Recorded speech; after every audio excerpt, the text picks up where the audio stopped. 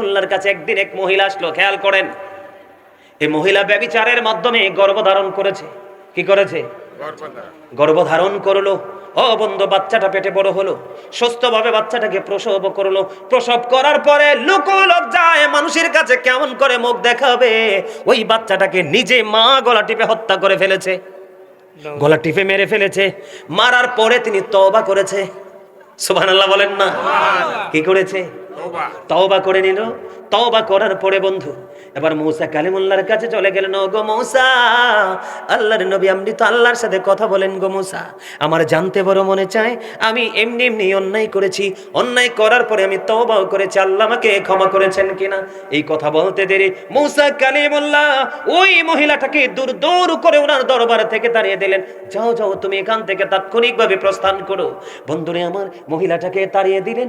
তাড়িয়ে দেওয়ার পরে সঙ্গে সঙ্গে ফেরেশতা জিবরাইল এসে হাজির।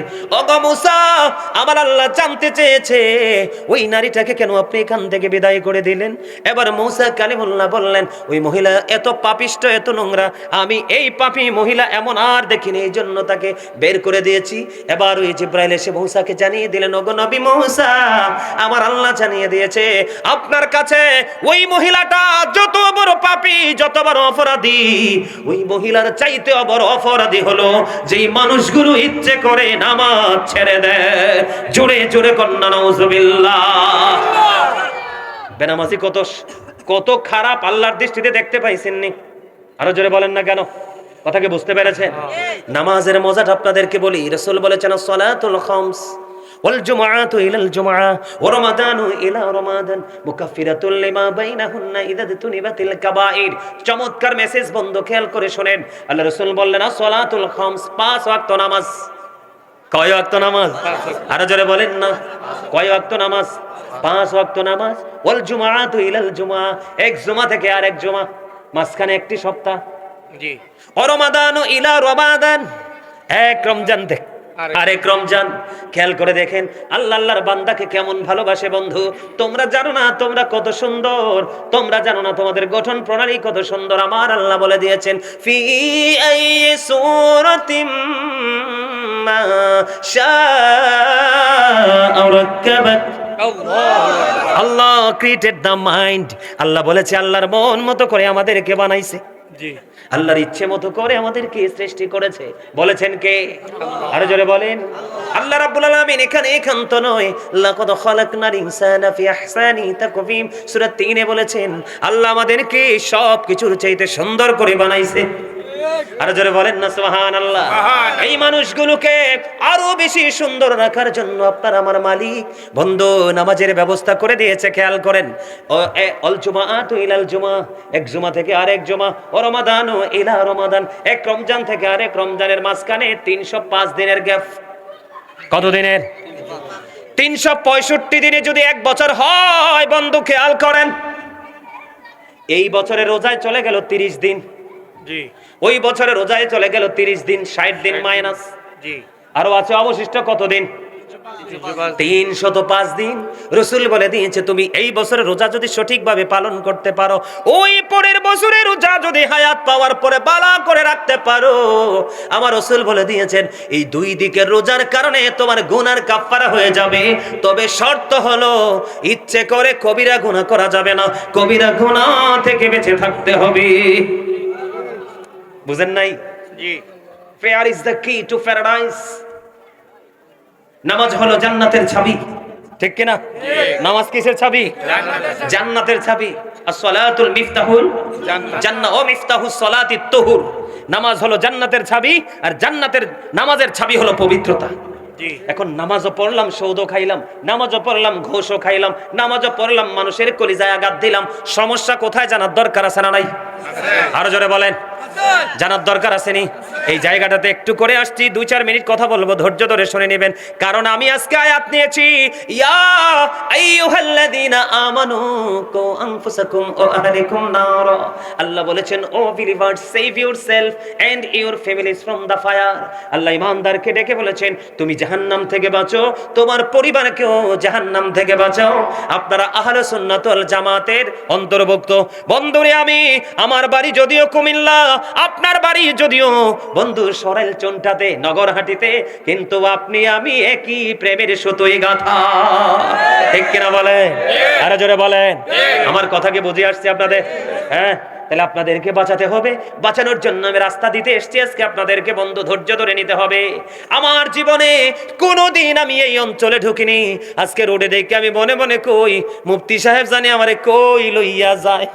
ঠিক কিনা গো? মনে মনে কইতাছে কই জানি নয় রে, ওই দুই পাশে মানে ঢালু জমি দেখা যায়, শুধু রাস্তাটাই উপরে দেখা যায়। ঠিক কিনা বলেন? যেহেতু এসেই পড়েছি, জীবনে আর কোনোদিন আসবো কিনা, দেখা হবে কিনা জানি না বন্ধু। আমার জীবনে প্রত্যেকটা দিনের মাহফিলকে আমি আমার জীবনের শেষ মাহফিল মনে করি। আপনারা কেমন মনে করবেন জানি না। আমি বন্ধু আল্লাহি আল্লাহর কসম করে বলছি, প্রতিদিনের মাহফিলকে আমার জীবনের শেষ মাহফিল মনে করি। কারণ আমার জীবনের সময় খুবই অল্প রে, কাজ আমার অনেক বাকি।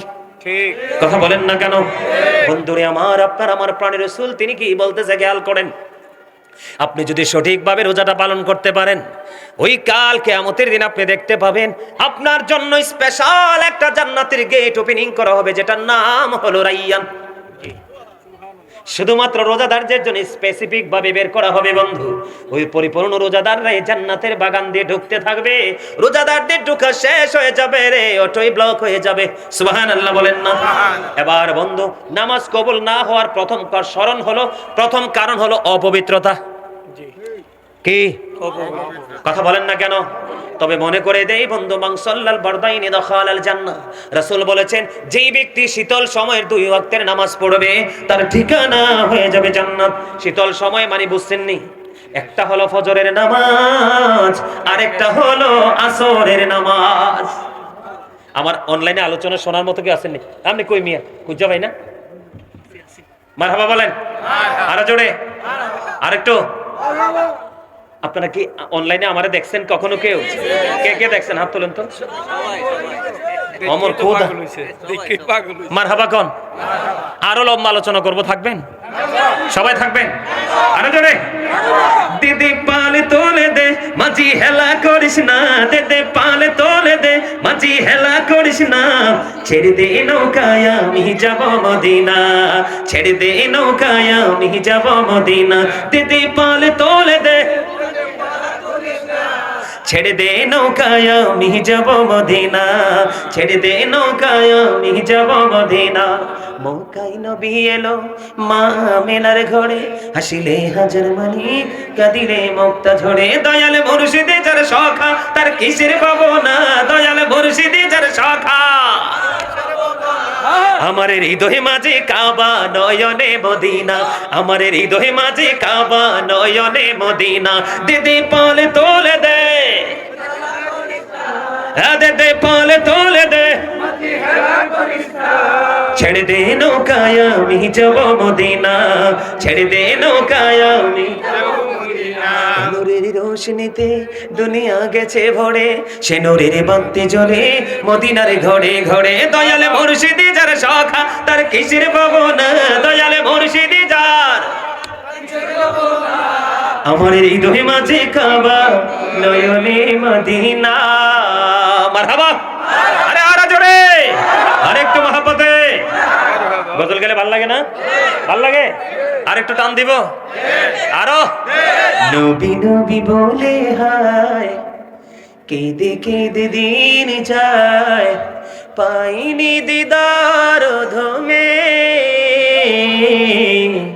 লাখো সালাম কদমে নবী, লাখো সালাম কদমে। নবী নবী বলে হায়, কেঁদে কেঁদে দিন যায়, পাইনি দিদার ধমে, লাখো সালাম কদমে নবী, লাখো সালাম কদমে। সোনার মদিনায় লুকিয়ে আছো গো, দেখতে না পাই নয়নে গো, দেখতে না পাই নয়নে, দয়ারি নজরে চাও গোলামের দেখা দাও, বলেন না, বুকে হাত দিয়ে বলেন, দয়ারি নজরে চাও, গোলামের দেখা দাও, ধন্য কর জনমে,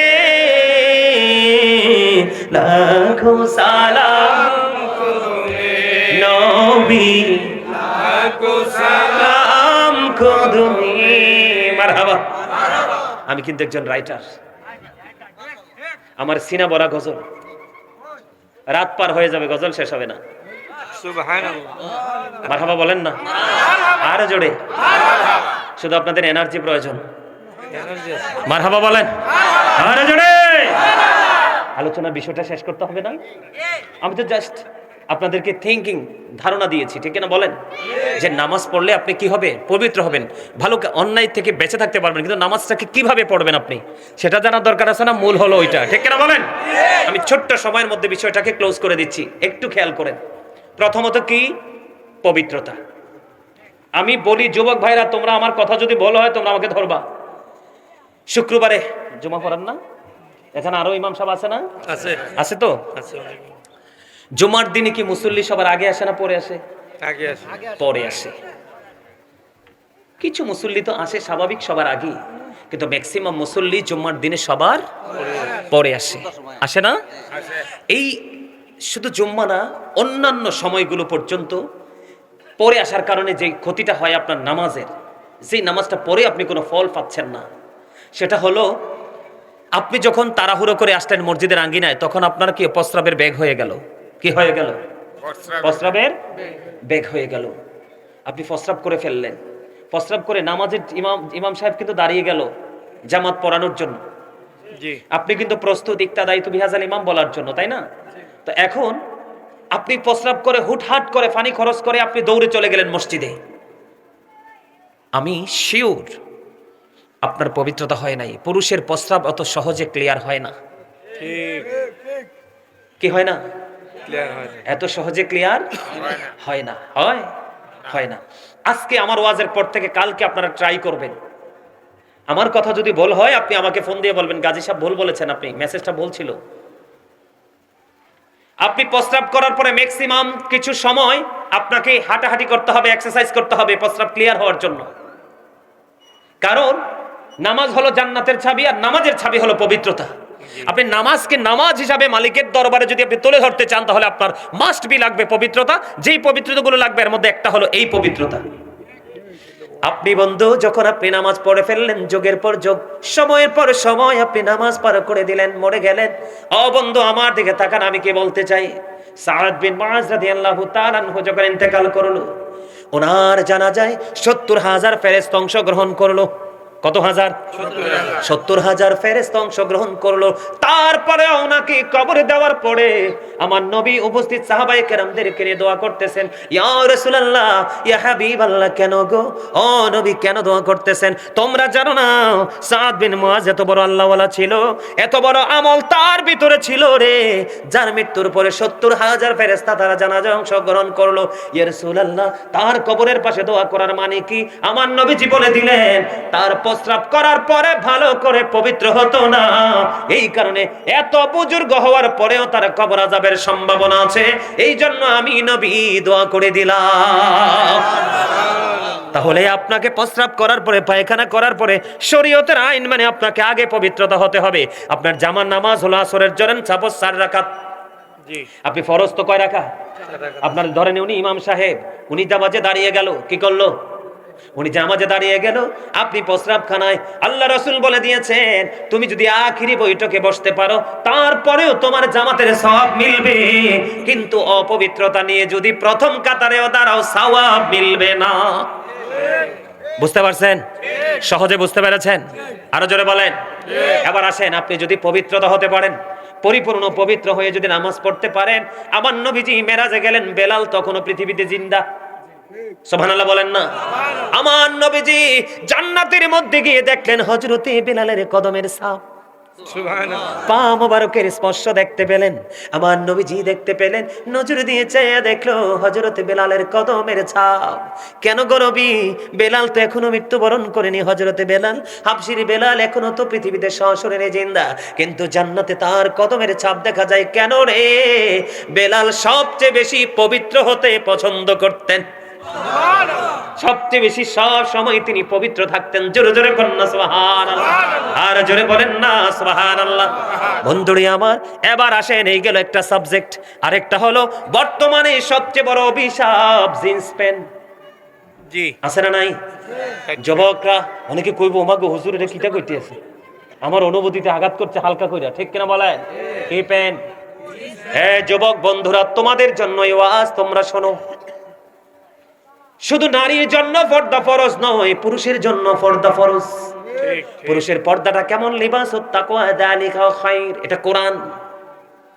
আল্লাহ বলেছেন, ইয়া বনি আদম ক্বাদ আনজালনা আলাইকুম লিবাসান ইউওয়ারি সাওআতিকুম ওয়া রিশান ওয়া লিবাসুত তাকওয়া যালিকা খায়র।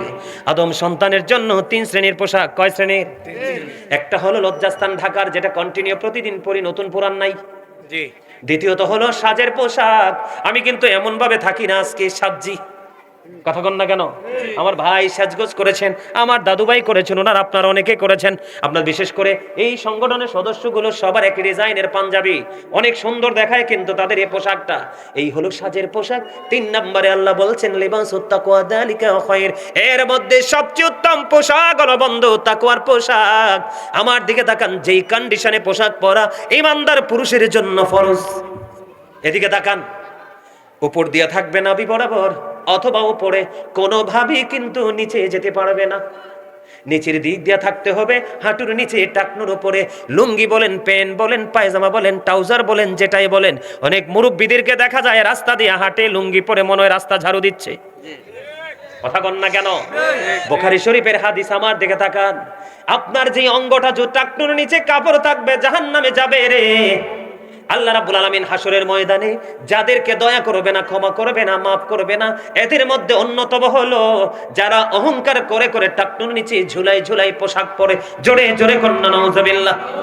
এখনকার ছেলেরা যখন জিন্স প্যান্ট পরে নামাজ পড়তে যায়, নামাজে যখন রুকু দেয়, পিছনের কাতার দেখে আরেকজন তার লজ্জাস্থান দেখে। জিনাল আইনুন নাজরু, চোখের জিনা হলো দেখা। চোখের পাপ হলো কি? চোখের অপরাধ কি? দেখা। আপনি ও বন্ধু, যেই নারী পোশাক পরার পরেও তার শরীর দেখা যায়, ওই নারী রাসূল বলেছেন উলঙ্গিনী, ন্যাংটা। নাউজুবিল্লাহ বলেন না? কারণ পোশাক পরেছে ঠিকই, কিন্তু পাতলা। ও বন্ধু, চুনটানগর হাটির যুবক বন্ধুরে, আমি তোমাদেরকে বাঁচাইতে চাই, শত্রু মনে করো না। ও বন্ধু, যেই যুবক, যেই ইমানদার পুরুষ পোশাক পরার পরেও তার বডিটা দেখা যায়, ওই পুরুষটাও পোশাক পরিহিত পুরুষ না, ল্যাংটা পুরুষ। জোরে কন্যা নাউজুবিল্লাহ। যার লজ্জা নাই তার ঈমানও নাই, কি নাই? এখন তুমি যে প্যান্টটা পরলা, নিচের দিক দিয়ে তোমার গোপন অঙ্গ দেখা যায়, সামনের দিয়ে দেখা যায় কি যায় না বলেন? যুবক ভাইরা তোমরা বলো। জিন্স প্যান্ট পরে যখন ছেলেরা হাঁটে, তার এমন বর্ডার বন্ধু, পোশাকটা এমন জায়গায় থাকে রে, নারীরা থাক দূরে, পুরুষরা পর্যন্ত তাকাইতে লজ্জা পায়। কথা বলেন না কেন? আমি আপনাদেরকে কি বুঝাইতে চাই বন্ধু, খেয়াল করেন। আল্লাহ রাসূল মসজিদের মধ্যে অপেক্ষা করতেছে, হঠাৎ করে একজন এসে, খেয়াল করেন, নামাজের নিয়ত বেঁধে ফেললো। নবীজি বললেন তুমি ওযু করে আসো। তিনি নামাজ ভেঙে ওযু করতে গেলেন, ওযু করে এসে আবার তিনি নামাজের নিয়ত বাঁধলেন। নবীজি বললেন তুমি ওযু করে আসো, আবার তিনি নিয়ত ভেঙে ওযু করতে গেলেন। ওযু শেষ করে এসে আবার তিনি বন্ধ নিয়ত বাঁধলেন। 3 বার হাদিস শরীফের মধ্যে এসেছে, আমার রাসূল বললেন তুমি ওযু করে আসো 3 বার। তারপরে রাসূলকে প্রশ্ন করা হলো, ইয়া রাসূলুল্লাহ, ইয়া হাবিবাল্লাহ, নবী গো, বারবার কেন বলছেন তাকে ওযু করার জন্য? নবী গো, কেন গো নবী, কেন গো নবী? আমার রাসূল বন্ধু ডাক দিয়ে বললেন, এটা বলার কারণ হলো তুমি চাইয়া দেখো, তার পোশাকটা টাকনুর নিচে পড়ে আছে। এই পোশাক পরে নামাজ পড়তে পারবে, কিন্তু আল্লাহ পর্যন্ত পৌঁছাতে পারবে না। কারণ আল্লাহ যে নামাজের জন্য, ইমানদারের জন্য পোশাকের যে শর্ত দিয়েছে, ওই সীমা সে ক্রস করে ফেলেছে। জোরে জোরে কন্না নাউজুবিল্লাহ। এখন অনেকে মনে করবে, দাদু ভাই, অনেকে মনে করবে যে হুজুর, আমি আজকে থেকে প্যান্টটা কি করব, বটে দিব। কি করব? আমি মেনে নিলাম তোমরা বইটা উপরে উঠাই দিবা বন্ধু, কিন্তু আল্লাহ তো কন্ডিশন তোমাকে একটা দেয় নাই, দিয়েছে দুইটা। তুমি নিচে দিয়ে বন্ধু বটে কি করতে পারবা, উঠাইতে পারবা, কিন্তু ওপরটাকে ক্লিয়ার তুমি কেমন করে করবা? কারণ জিন্স প্যান্টটা এমন একটা অসভ্য পোশাক, এটা জন্মই হয়েছে ছোট্ট হয়ে। ওয়াজ তো তার মন মতো হইছে না, এটা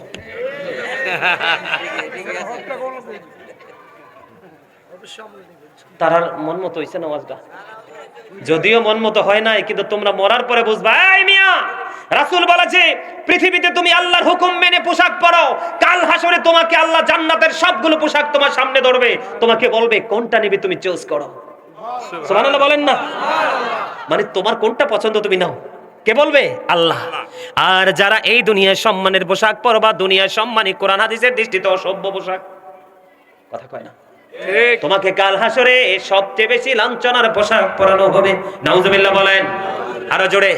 এবার প্রশ্ন আসতে পারে, বলে হুজুর এই পোশাক তাইলে কে বানাইলো? এটা কোনো ইমানদারের আবিষ্কার নয়, এই পোশাক হলো ইহুদিদের আবিষ্কার। ঠিক ঠিক।